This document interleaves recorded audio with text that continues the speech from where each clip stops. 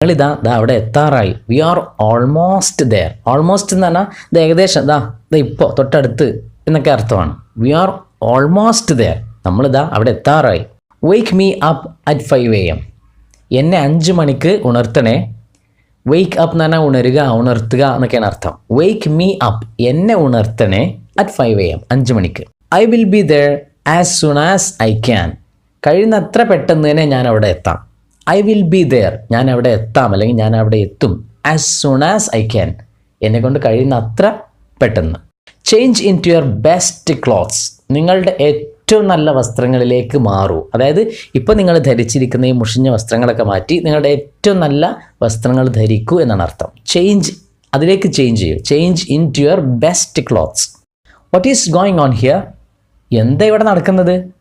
ഇതെപ്പോഴാണ് ചോദിക്കാം? ഉദാഹരണത്തിന് നമ്മുടെ വീട്ടിൽ ഒരു റൂമിൽ കുട്ടികളെല്ലാവരും കൂടി